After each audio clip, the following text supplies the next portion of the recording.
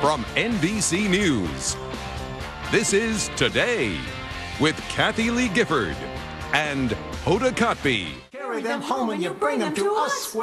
And now in today's Healthy Home Nursery Germs, you may think your baby has the cleanest nursery around because you spent so much time sanitizing it. But what you may not know is what's lurking in your child's room. Could it make you sick to your stomach? We took a look at Karen's daughter Isabel's nursery in Westward, New Jersey.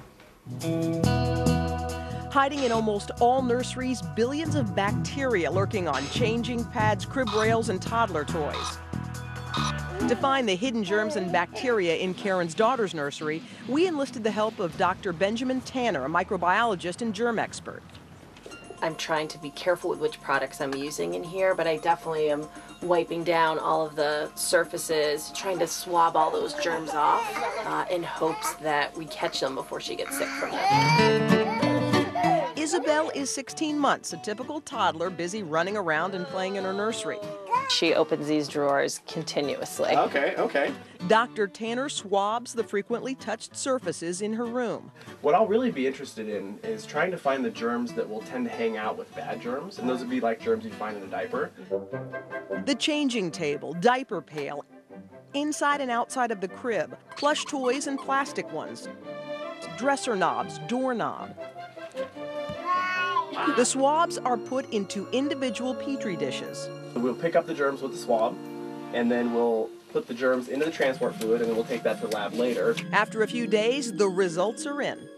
The changing table had some of the higher counts of germs that we saw, and that's kind of what you would expect. Interestingly, that stroller handle that Isabel was playing with so much, that actually had some of the higher levels of germs in the nursery, but the good news there is we didn't find any evidence of bad germs. And in fact, the inside of the crib didn't have any germs that we could find, but the outside of the crib did. The dresser handle was actually the germiest spot in the nursery. Doorknob is always right at the top of everyone's concern list. They actually came up really clean. Now, I think that might be because that door isn't opened and closed frequently. None of the spots in the nursery had the bad germs, which means she's disinfecting well, means it's a generally clean environment. I don't think there's any concerns.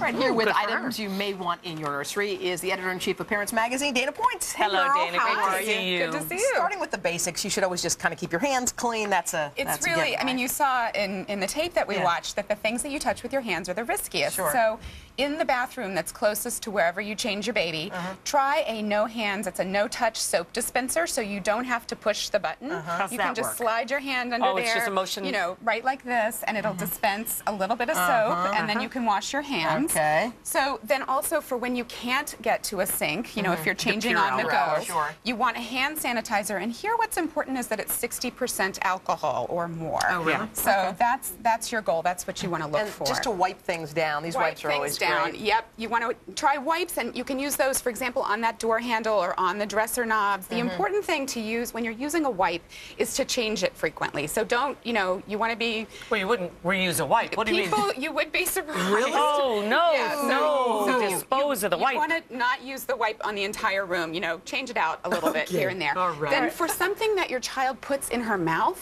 you can use a pacifier wipe. These are made with food-grade ingredients, so they're actually safe for little ones. Yep, that's from Daffel. I don't know They're how my very kids got through, inexpensive. especially Cody got through childhood. All right, take us to the changing table, which is There have been, well, this is the crib, and there have been tremendous advances in all sorts of textiles. There's lots of antimicrobial stuff that's available now. So this is a Starlight Support Supreme mattress, which actually has antimicrobe tendencies. Okay. And then you can also, in the same technology, the antimicrobial technology is in crib sheets and onesies. They've kind of borrowed from the athletic manufacturers, and they have moisture-wicking properties. So they pull That's moisture helpful away. on a child. Yes, exactly. Now, for toys that kids, they never let go of them often. They just hang on forever. Right. And they're filled Now, with germs. you know, if you're a family that's prone to allergies, you know, not exactly caused by germs, but certainly a cause of a lot of sneezing and such, you can look for stuffed animals that are made, that are certified AAFA. That's a sign that they are made with safe substances that can withstand a lot of washing. Feel it. Right? I And know. so you want to wash those stuffed animals. You can actually, when the kids get a little older and they don't want their lovey put in the washer, you can get a Teddy Needs a Bath bag, and then it, you know, it's all part of the process. Okay, what's over here? If you're in an area, you know, if you're allergy prone and you're in an area that's damp, you can consider a paint. This is a Valspar paint that has anti-moisture properties. It can retard the growth of mold and mildew. Oh, so if you live like in a basement area or an area that's very humid, you're standing on floor tiles, which are, they come modular, so you can put in an area rug. That's cool. Whatever rug you need, you want to vacuum it frequently. But this is great because an area rug is just less carpet for dust mites and such to build up in. Okay. Help us in the trouble spot for a lot of people. The diaper area, exactly. This is, first of all, you want to look for a vinyl cover that can be wiped clean. And then you want to try a cover that you can wash a couple times a week at least, or whenever it gets dirty. This Diaper Genie happens to also have antimicrobial properties. So, if there are germs in there, it's going to try to kind of ward them off. So you don't need all of this stuff at once, but especially if you have a newborn. Right, they survived great. None of this was available then. Thanks, Dana. Thank you. Up next, a sweet surprise that will make you smile. Sarah's Webtastic video.